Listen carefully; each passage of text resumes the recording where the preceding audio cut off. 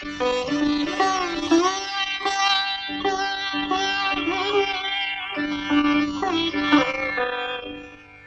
تک ہم سب کی رسائی ہے اگر ہم مناسب جگہوں پر اسے تلاش کریں، لگن سے کوشش جاری رکھیں تو آپ بھی اپنی زندگی کی سچائی کو پا سکتے ہیں۔ حقیقت کی تلاش میں آپ کی مدد کریں گے جناب خلیل حبیب صاحب۔ پروگرام سنیے حقیقت کی تلاش۔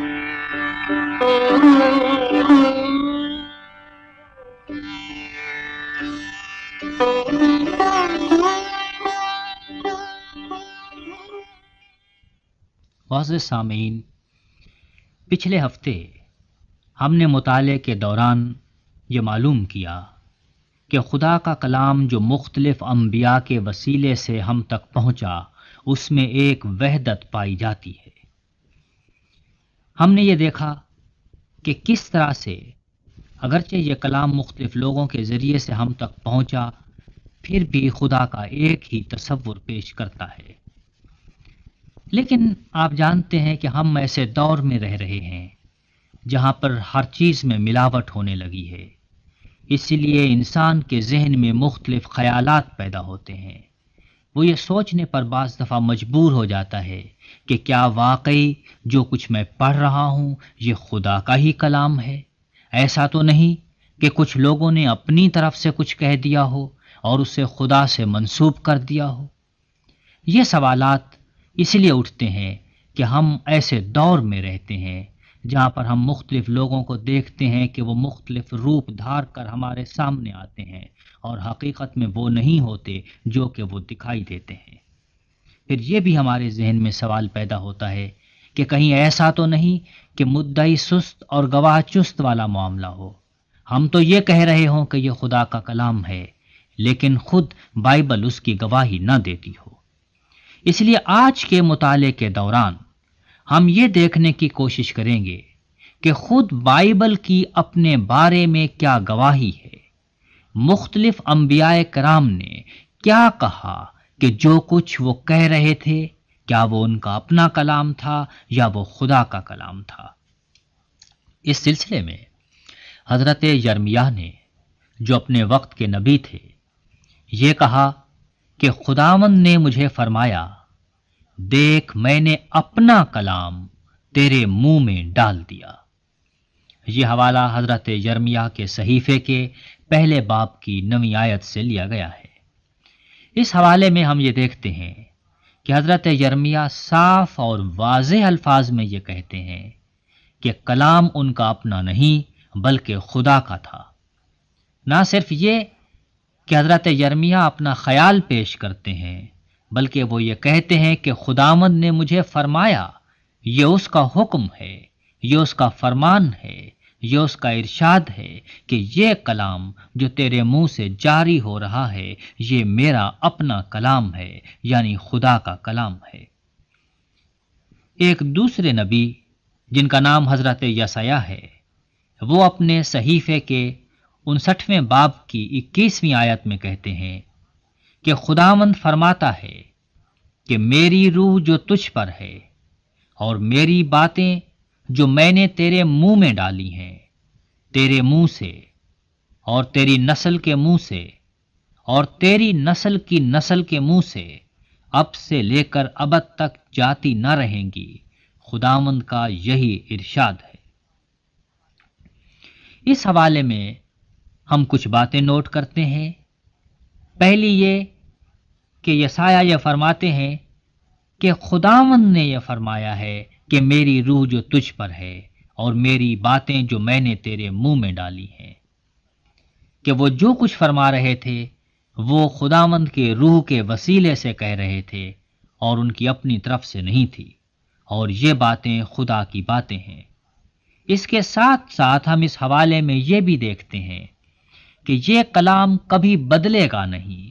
کبھی جاتا نہیں رہے گا، بلکہ نسل در نسل یہ اسی طرح سے دہرایا جاتا رہے گا۔ اور اس کے پیچھے سب سے بڑی سند اور سب سے بڑی اتھارٹی یہ ہے کہ خداوند کا یہی ارشاد ہے، اس کا حکم ہے، اس کے حکم کو کوئی ٹال نہیں سکتا، اس کے حکم کو کوئی بدل نہیں سکتا، اس کی کہی ہوئی بات کبھی جھوٹی نہیں ہو سکتی۔ ایک اور بزرگ نبی حضرت داؤد یہ فرماتے ہیں کہ خداوند کی روح نے میری معرفت کلام کیا اور اس کا سخن میری زبان پر تھا۔ حضرت داؤد کے یہ الفاظ دوسرے سموئیل کے 23ویں باب کی دوسری آیت میں پائے جاتے ہیں۔ حضرت داؤد واضح الفاظ میں یہ کہتے ہیں کہ خداوند کی روح نے میری معرفت کلام کیا اور اسی کا سخن میری زبان پر تھا۔ اس سلسلے میں اور بھی بہت سے حوالے پیش کیے جا سکتے ہیں، لیکن ہم اپنے آپ کو محدود اس لیے کر رہے ہیں تاکہ بات ہمارے سامنے کھل کر آ جائے اور ہم یہ دیکھیں کہ کس طرح سے مختلف انبیاء کرام نے مختلف زمانوں میں یہ گواہی دی کہ وہ جو کچھ کہہ رہے تھے وہ خدا کا کلام ہم تک پہنچا رہے تھے۔ اس سلسلے میں ہمارے لیے سب سے بڑھ کے گواہی اور سب سے بڑی گواہی خداوند مسیح کی ہے۔ آپ نے اپنے حواریوں سے یہ کہا کہ بولنے والے تم نہیں بلکہ تمہارے باپ کا روح ہے جو تم میں بولتا ہے۔ یہ الفاظ اس انجیل میں جو متی رسول کی معرفت لکھی گئی اس کے 10ویں باب کی 20ویں آیت میں پائے جاتے ہیں۔ آپ نے یہ وعدہ فرمایا کہ جب بھی اس کے حواری بولیں گے تو خدا ان میں بول رہا ہوگا اور یہ الفاظ اس کے ہی الفاظ ہوں گے۔ اس سلسلے میں ہم ایک اور حوالہ بھی پیش کرتے ہیں، اور اس کی ضرورت اس لیے پیش آتی ہے کہ وہاں صرف نہ اس بات کی وضاحت موجود ہے کہ یہ خدا کا کلام ہے، بلکہ اس بات کی بھی وضاحت ہے کہ اسے سمجھنے میں بھی انبیاء کرام سے غلطی نہیں ہوئی۔ یہ حوالہ پطرس رسول کے دوسرے خط کے پہلے باب کی 20ویں اور 21ویں آیت میں پایا جاتا ہے۔ اس میں پطرس رسول فرماتے ہیں کہ کتاب مقدس کی کسی نبوت کی بات کی تعویل کسی کے ذاتی اختیار پر موقوف نہیں، کیونکہ نبوت کی کوئی بات آدمی کی خواہش سے کبھی نہیں ہوئی، بلکہ آدمی روح القدس کی تحریک کے سبب سے خدا کی طرف سے بولتے تھے۔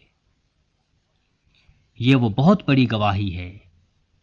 کہ کبھی کسی نبی نے اپنی طرف سے کوئی بات نہیں کہی، جب خدا نے اس سے کہا تو تب وہ بولا، اور اس نے اپنی طرف سے اس کو غلط بھی نہیں سمجھا بلکہ صحیح سمجھتے ہوئے لوگوں کے پاس صحیح طریقے سے پہنچایا۔ یہ وہ خود گواہی ہے جو کہ کتاب مقدس کی اپنے بارے میں ہے، یا دوسرے الفاظ میں یوں کہیے کہ جو خدا نے خود اپنے کلام کے بارے میں گواہی پیش کی ہے یہ وہ ہے، اور اس سے بڑھ کر اور کوئی گواہی نہیں ہو سکتی کہ خدا خود اپنے کلام کے بارے میں یہ کہے کہ میں اپنے انبیاء کے ذریعے سے بنی نوع انسان سے بولتا رہا ہوں۔ ہم یہاں پر تھوڑی سی دیر کے لیے ایک بات پر غور کرنا چاہتے ہیں، اور وہ یہ ہے کہ آخر خدا کو یہ ضرورت کیوں پیش آئی کہ اتنے انبیاء کے ذریعے سے ہم سے کلام کرے؟ اس سوال کا جواب بائبل مقدس کے اسی حوالے میں موجود ہے جو ہم نے پچھلی دفعہ عبرانیوں کے خط سے پڑھا تھا کہ اگلے زمانے میں خدا نے باپ دادا سے حصہ بہ حصہ اور طرح بہ طرح نبیوں کی معرفت کلام کر کے اس زمانے کے آخر میں ہم سے بیٹے کی معرفت کلام کیا، جسے اس نے سب چیزوں کا وارث ٹھہرایا اور جس کے وسیلے سے اس نے عالم بھی پیدا کیے۔ وہ اس کے جلال کا پرتو اور اس کی ذات کا نقش ہو کر سب چیزوں کو اپنی قدرت کے کلام سے سنبھالتا ہے۔ وہ گناہوں کو دھو کر عالم بالا پر کبریا کی داہنی طرف جا بیٹھا۔ اس حوالے میں ہم یہ دیکھتے ہیں کہ ان مختلف انبیاء کرام سے کلام کرنے کا مقصد یہ تھا کہ لوگ خداوند مسیح کے بارے میں جانیں، کیونکہ اگر وہ اس کے بارے میں نہیں جانتے تو وہ اپنے گناہوں سے نجات حاصل نہیں کر سکتے۔ اس لیے خدا نے جو مختلف انبیاء کے ذریعے سے کلام کیا اس کا مقصد بنی نوع انسان کی بھلائی تھی، کہ اس نے یہ دیکھا کہ انسان کس طرح سے گناہ میں گر گیا ہے اور اس کو بچانے کے لیے اس نے ان کو راستہ دکھایا۔ مختلف انبیاء آ کر بتاتے رہے کہ وہ راستہ، وہ سیدھا خط جو کہ آنے والا ہے، ہم اس کی گواہی پیش کرتے ہیں۔ اور آخر میں وہ راستہ خود آ گیا اور اس نے کہا کہ راہ اور حق اور زندگی میں ہوں۔ اس لیے ہم یہ دیکھتے ہیں کہ بائبل کا پورا مقصد یہ ہے کہ وہ خدا کے بارے میں بتائے، وہ مسیح کے بارے میں بتائے، ہمیں ہمارے گناہوں سے نجات کا طریقہ بتائے، اور نجات صرف خداوند مسیح میں ہے۔ اس لیے خدا نے مختلف انبیاء کے ذریعے سے کلام کیا کہ ہم اپنے گناہوں سے نجات پا سکیں۔ اس لیے خداوند عظیم سے درخواست ہے کہ وہ ان تمام لوگوں کو جنہوں نے ابھی تک اپنے گناہوں کی معافی نہیں مانگی اور اس سے نجات کا ذریعہ نہیں ڈھونڈا، وہ خداوند مسیح کے قدموں میں آئیں اور اپنی نجات پائیں۔ آمین۔